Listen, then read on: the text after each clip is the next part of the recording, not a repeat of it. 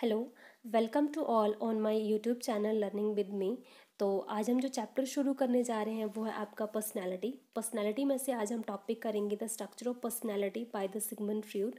और इसके साथ ही साथ वीडियो के एंड में हम कुछ प्रैक्टिस क्वेश्चंस को भी डिस्कस करेंगे ताकि आप लोगों को भी एक जनरल सा आइडिया हो जाएगा कि किस तरीके से क्वेश्चन जो है वो आपके टीचिंग एग्ज़ाम में पूछे जाते हैं। और बहुत ही ज़्यादा इंपॉर्टेंट टॉपिक है ये टीचिंग एग्ज़ाम के पॉइंट ऑफ व्यू से। तो इस वीडियो में हम डिस्कस करेंगे पर्सनालिटी की डेफिनेशन, सिगमंड फ्रॉइड की एक जनरल से इंट्रोडक्शन रहेगी, फ्रॉइड ने जो माइंड मॉडल दिया उसको हम डिस्कस करेंगे, structure of personality by the Sigmund Freud जो है आपका id, ego and super ego, और कुछ प्रैक्टिस क्वेश्चंस को भी डिस्कस करेंगे ताकि आप लोगों को एक जनरल सा आइडिया हो जाए कि एग्जाम में किस तरीके से क्वेश्चन जो है वो इस टॉपिक से आता है। तो सबसे पहले हम पर्सनालिटी देखेंगे।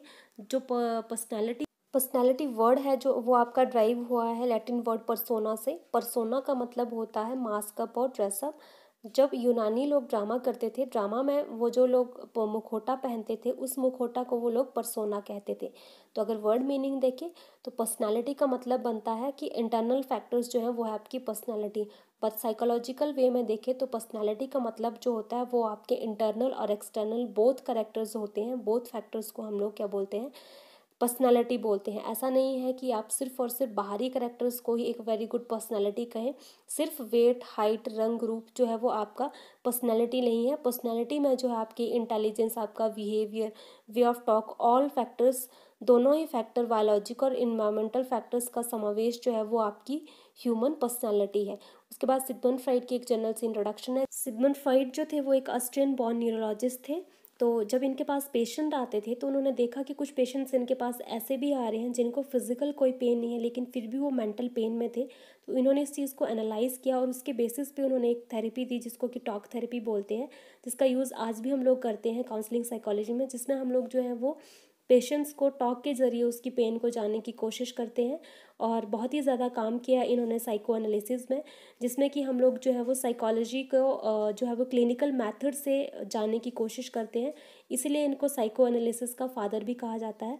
और इसके साथ ही फ्रॉइड ये मानते थे कि जो बच्चे का चाइल्डहुड होता है वो बहुत ही ज़्यादा इम्पैक्ट डालता है बच्चे के अडल्टहुड पे। और साथ ही साथ इन्होंने जो है वो ह्यूमन माइंड का एक मॉडल भी दिया जिसमें उन्होंने बताया कि ह्यूमन माइंड जो होता है वो एक आइसबर्ग की तरह होता है, जिसमें कि 70% जो है वो आपका ओशन पे रहता है और 30% ही जो आपका है प्रेजेंट रहता है। और 3 लेयर ऑफ माइंड की बात की इन्होंने कि हमारा जो माइंड था उसको उन्होंने 3 लेयर में बांटा। तो वो थी आपकी फर्स्ट लेयर थी आपकी कॉन्शियस माइंड, सेकेंड लेयर थी प्री कॉन्शियस माइंड, और थर्ड थी आपकी अनकॉन्शियस माइंड। कॉन्शियस माइंड वो होता है जिसमें हमारी प्रेजेंट फीलिंग और थॉट्स जो है वो प्रेजेंट रहते हैं। ये आइसबर्ग का जो 30% पार्ट था वो है आपका कॉन्शियस माइंड।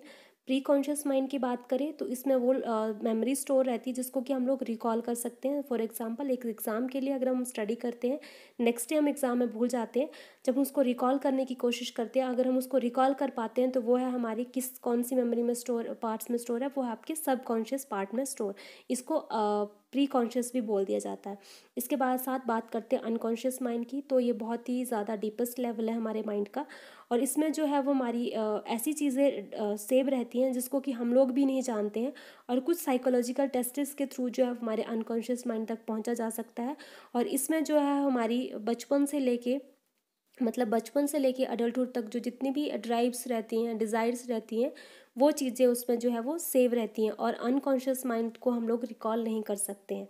इसके साथ ही अब बात करते हैं पार्ट्स ऑफ पर्सनालिटी की जो दिए हैं आपके सिगमंड फ्रॉइड ने जो है वो 3 पार्ट्स ऑफ पर्सनालिटी की बात की थी, id, ego and super ego. Id जो है वो आपका पार्ट रहता है अनकॉन्शियस माइंड का, और इसमें कुछ इंस्टिंक्ट्स रहती हैं। लाइफ इंस्टिंक्ट्स को इरोस कहते हैं और डेथ इंस्टिंक्ट्स को थैनाटोस कहते हैं। ईगो जो है वो आपका वर्क करता है सोशली, और जो आपकी रियलिटी है उस प्रिंसिपल पे वर्क करता है आपका ईगो। एंड सुपर ईगो क्या जो है वो आपका मॉरल वैल्यूज़ पे, मॉरल इथिकल पे जो है वो आपका वर्क करता है आपका सुपर ईगो। तो डिटेल से समझते हैं हम लोग ईड, ईगो एंड सुपर ईगो को। तो इड जो है वो मैंने आपको बताया अनकॉन्शियस माइंड का पार्ट रहता है, और इसमें कुछ लाइफ इंस्टिंक्ट्स रहती हैं जिनको कि इरोज क्या बोलते हैं, और जो डेथ इंस्टिंक्ट्स रहती हैं उनको थैनाटोस बोलते हैं। लाइफ इंस्टिंक्ट्स मतलब जैसे कि हंगर, थर्स्ट, और डेथ इंस्टिंक्ट्स मतलब जैसे एग्रेसिव, डिस्ट्रक्टिव और वायलेंट बिहेवियर जो रहता है आपका। ईगो जो है वो आपका रियलिटी प्रिंसिपल पे वर्क करता है, और ये इसका काम होता है ego and super ego and id के बीच में बैलेंसिंग का काम करता है आपका ईगो। और जो सुपर ईगो है वो आपका मोरालिटी प्रिंसिपल पे वर्क करता है, जो उसके मॉरल एथिक्स हैं उन पे काम करता है आपका सुपर ईगो। एक एग्जाम्पल के थ्रू हम समझने की कोशिश करते हैं। फॉर एग्जाम्पल, एक लड़की जो है वो रास्ते पर जा रही है, उसी रास्ते से एक लड़का भी जा रहा है, तो लड़के के मन में जो है वो उस लड़की को मोलेस्ट करने का विचार आता है।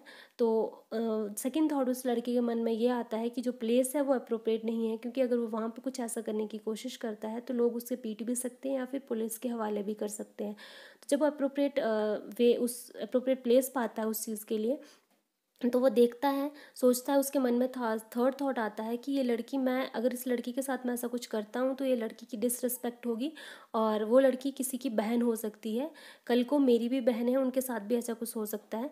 तो वो जो है वो ऐसा करने के लिए क्विट कर देता है। तो फर्स्ट थॉट जो उसके मन में आ रहा है वो उसका इड है, जो कि जल्दी ही उसको क्या चाहिए, डिमांड पूरी चाहिए उसको, मतलब उसको प्रेजर प्रिंसिपल पे वर्क करता है आपका end.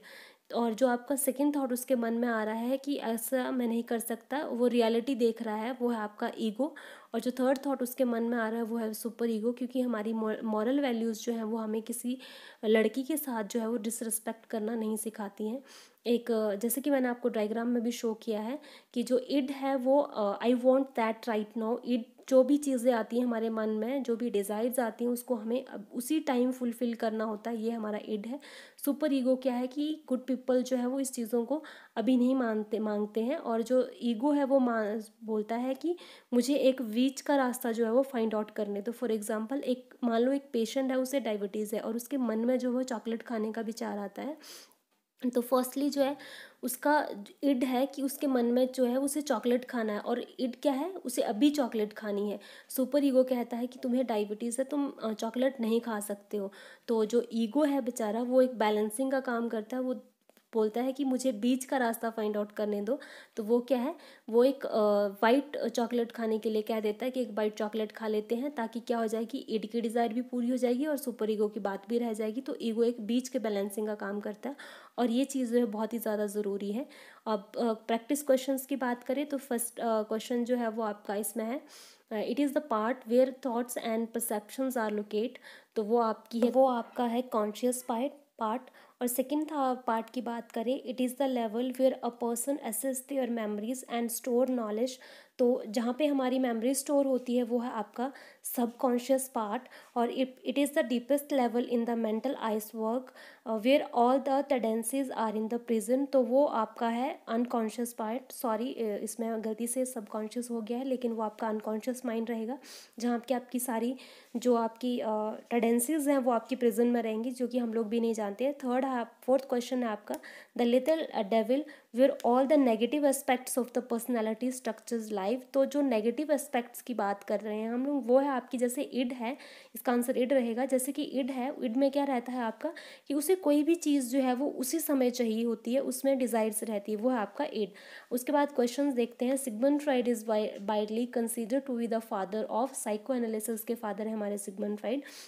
According to the Freud, what is the function of the ego, ego का फंक्शन क्या होता है, to mediate between the impulsive drive and the moral consequences जो रहते हैं उनके बीच में बेचारा एक मीडिएट का काम करता है, वो है आपका ईगो। एंड उसके बाद बात करते हैं, what did the Freud consider to be the role of id, id का रोल क्या रहता है, represent innate instinctive desires and impulsive. जो भी हमारी बचपन से लेके डिज़ायर्स रहती है उसको जो है वो क्या करता है, रिप्रेजेंट करता है हमारा इड।